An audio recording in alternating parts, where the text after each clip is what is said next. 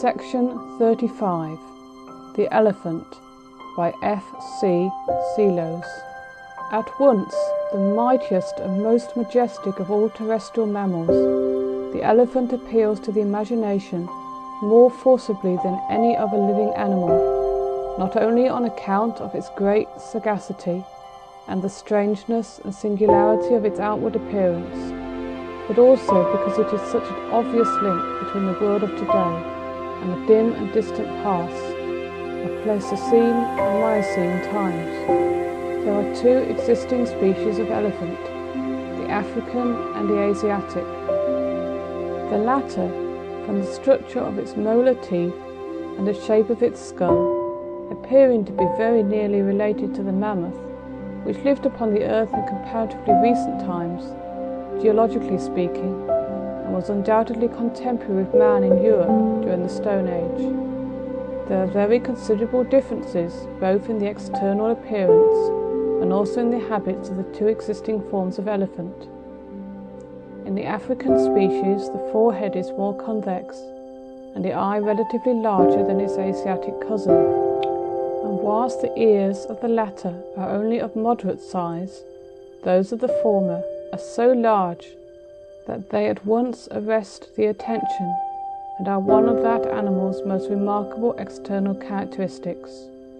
Both sexes of the African species, with few exceptions, carry well-developed tusks, but in the Asiatic form the tusks of the females are so small as scarcely to protrude beyond the jaws. In Asia, too, tuskless bull elephants are common, while males of the African species without tusks are extremely rare. The latter species has but 3 nails on the hind foot, the Asiatic elephant 4.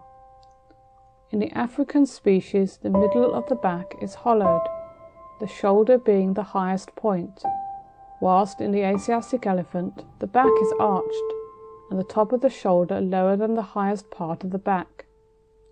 The extremity of the proboscis is also different. In the two species, the African elephant being furnished with 2 nearly equal-sized prolongations, the one on the front, the other on the hinder margin, with which small objects can be grasped as with the finger and thumb of the human hand, whilst in the Asiatic species the finger-like process on the upper margin of the end of the trunk is considerably longer than that on the underside. In external appearance, the skin of the African elephant is darker in colour and rougher in texture than that of the Asiatic form. The molar teeth of the former animal are too of much coarser construction, with fewer and larger plates and thicker enamel than in the latter, which would naturally lead one to suppose that the African elephant is accustomed to eat coarser, harder food than the Asiatic species. This supposition is borne out by fact, for whilst the Asiatic elephant feeds mainly upon grass, the leaves and fruit of the wild plantain, and the young shoots of the bamboo, together with the leaves, twigs, and bark of certain trees, the African species never eats grass, and although very fond of certain kinds of soft and succulent food, such as wild fruits and the inner bark of certain trees, is constantly engaged in chewing up the roots and branches of trees as thick as a man's wrist for the sake of the sap and bark, the woody portions being rejected after having been reduced to pulp.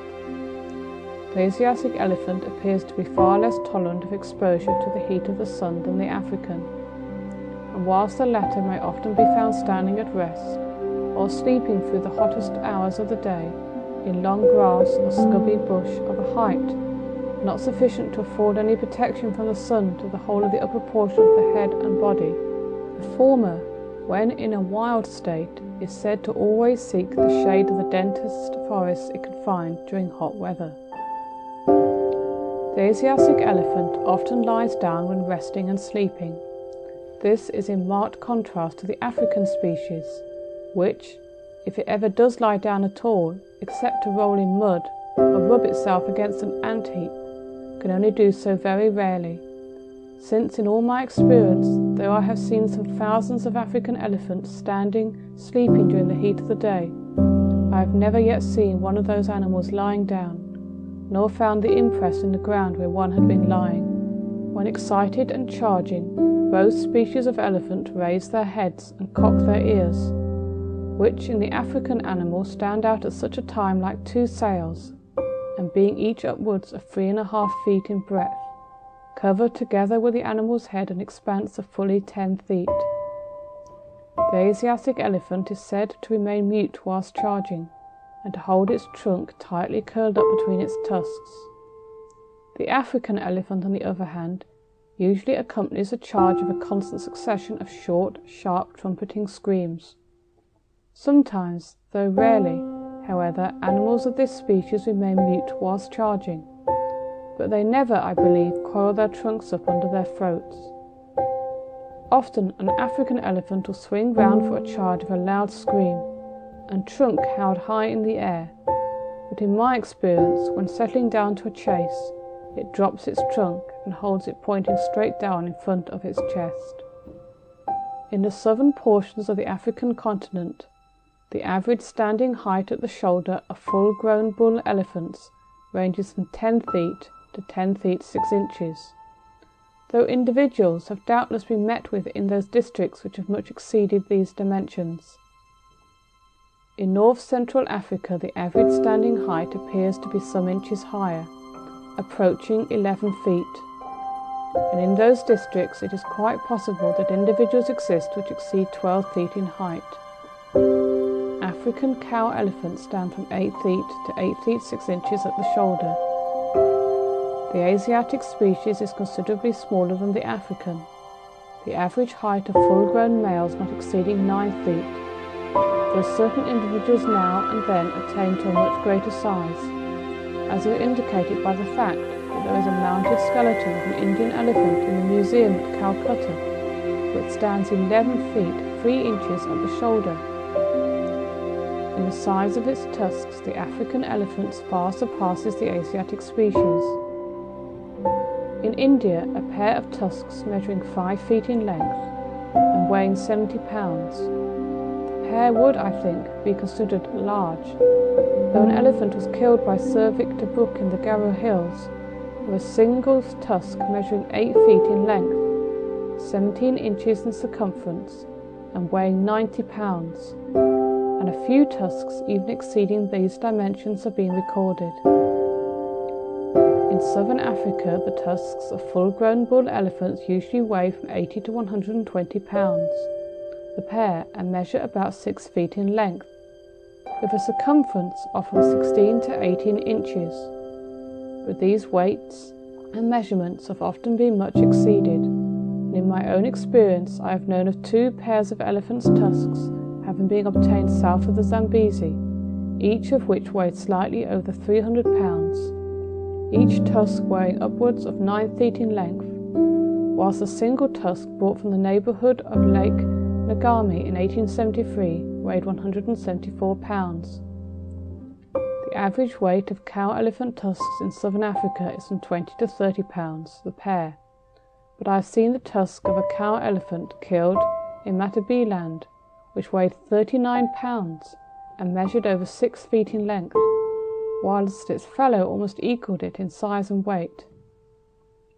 In north-central Africa, according to Sir Samuel Baker, the tusks of full-grown elephants average about 140 pounds the pair, and tusks weighing upward of 100 pounds each are not at all uncommon, whilst many of a much greater size have been obtained.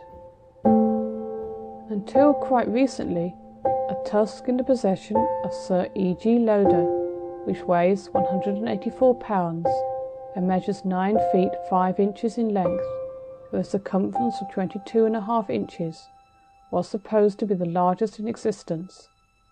But in 1899, 2 tusks were obtained near Kilimanjaro in East Central Africa, both of which much exceeded this weight. These enormous tusks were at first stated to be a pair taken from a single elephant, but though nearly equal in weight, they are said to be differently shaped, and as their history is not yet fully known, it is possible, though not probable, that they originally belonged to 2 different elephants. The larger of these 2 tusks has recently been purchased for the collection of the British Museum of Natural History where it may now be seen. It weighs 228 pounds, measures 10 feet 2.5 inches on the outside curve, and 24.25 in girth at the thickest part. The tusks of cow elephants are also considerably larger and heavier on the average in East Central and North Central Africa than in the southern portions of the continent.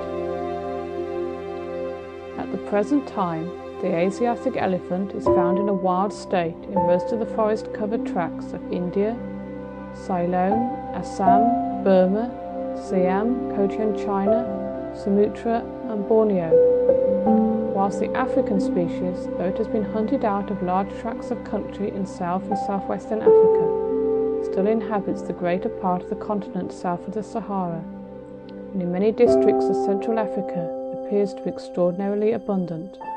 In the Cape Colony, 2 herds still exist under the protection of the government. As might be expected from the greater length of its legs and consequent longer stride, the African elephant is admitted by those who have had experience of both species to be a more active animal than its Asiatic cousin. Speaking of the walking and running powers of the Indian elephant, that great authority, Mr. Sanderson, says that the only pace of the elephant is the walk, capable of being increased to a fast shuffle of about 15 miles an hour for very short distances. It can neither trot, canter, nor gallop. It does not move with the legs on the same side, but nearly so. A very good runner might keep out of an elephant's way on a smooth piece of turf, but on the ground in which they are generally met with any attempt to escape by flight, unless supplemented by concealment, would be unavailing. This description exactly coincides with my own experience of the African elephant, except that I think that animals of the latter species, especially cows and young bulls, are capable of getting up a pace of at least 20 miles an hour and keeping it up for 100 to 200 yards when charging. In disposition, both African and Asiatic elephants are as a rule timid animals, excepting in the case of males of the latter species when suffering from sexual excitement, are always inclined to shun danger. I have never heard of male elephants of the African species becoming savage and aggressive at any season of the year. Indeed, old bulls always appear to be less inclined to charge than cows or young bulls. The eyesight of the elephant of the African species at least is bad, and his hearing not particularly acute, but his olfactory nerves are probably more highly developed than in any other animal, and aided by this exquisite sense of smell, he will avoid a human being if possible. But if elephants are attacked and wounded, they become savage and dangerous animals, and the charge of an African elephant coming on with the great ears outspread to the accompaniment of a quick succession of short, sharp trumpeting screams, besides being very sudden and rapid, is very disconcerting to the nerves of a man unaccustomed to such experiences. I remember the case of a young Englishman who was killed in Matabele Land many years ago by the first elephant he had ever seen.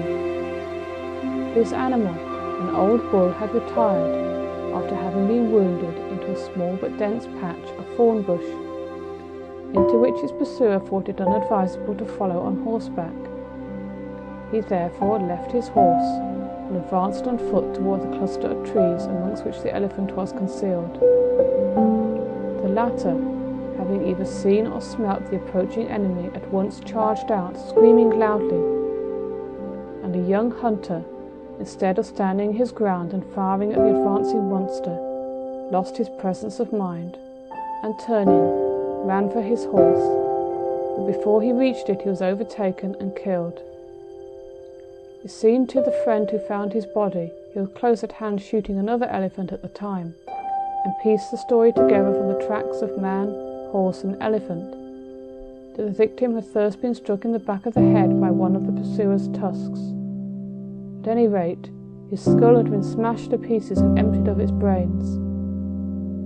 Then the elephant had rushed upon him where he fell, and after first having driven a tusk right through his chest and deep into the ground, had stamped him into a bloody pulp with his huge feet. A wagon was brought the same night, and the mangled body carried to the hunter's camp on the banks of the Ramok Webine, where it was buried. The strength of the elephant is proverbial, and in India and Burma, where this animal has for ages past been trained in the service of man, this power is habitually made use of in moving and stacking large bulks of timber, or in dragging heavy guns through muddy ground or up steep ascents. In Africa, the traveller is often astonished at the size of trees which have been uprooted and overturned by elephants. These trees, however, have no taproot, and have not therefore a very firm hold in the ground, especially during the rainy season when the ground is soft. At this time of year, large trees are butted down by elephants, which push against their stems with the thick part of their trunks, and get them on the swing until the roots become loosened and the trees are at last overturned. Small trees of 2 or 3 inches in diameter, as well as branches, they break off with their trunks. In 1878, a tuskless bull elephant.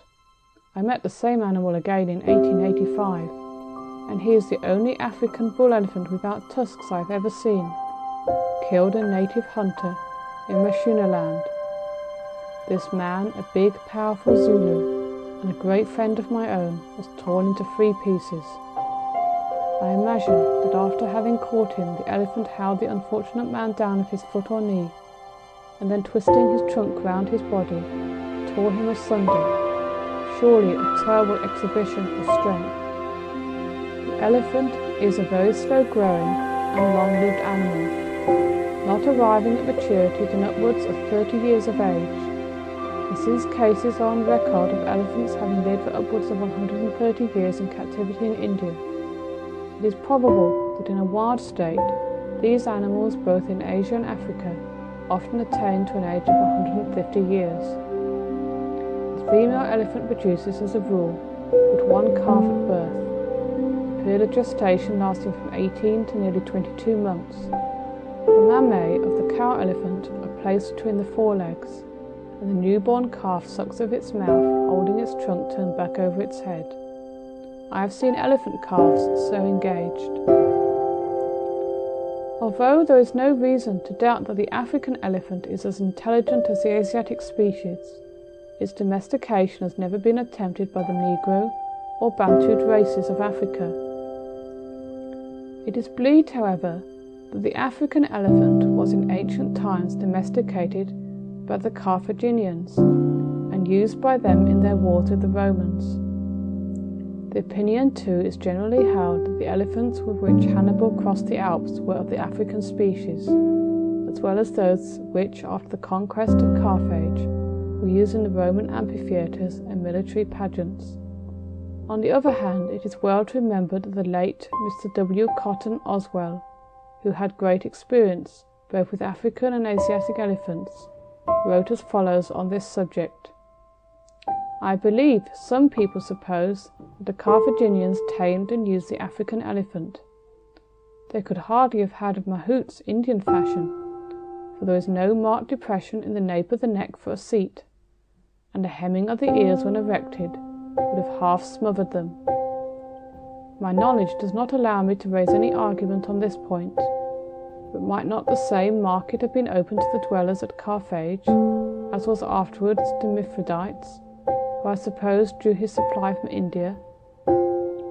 I know in the representation of elephants on the medals of Festunia and of Cephinus Severus, the ears are African, though the bodies and heads are Indian. But these were struck nearly 400 years after Carthaginian times, when the whole known world had been ransacked by the Romans for beasts in their public shows, and I still think it possible that the Carthaginians, the great traders and colonizers of old, may have obtained elephants through some of their colonies from India. An interesting example of the intelligence of these animals can be seen any day at the London Zoological Gardens. A large African elephant restores to his would-be entertainers all the biscuits, whole or broken, which strike the bars and fall alike out of his reach and theirs in the space between the barrier and his cage. He points his trunk at the biscuits and blows them hard along the floor to the feet of the persons who have thrown them. He clearly knows what he is doing, because if the biscuits do not travel far enough, he gives them a harder blow. End.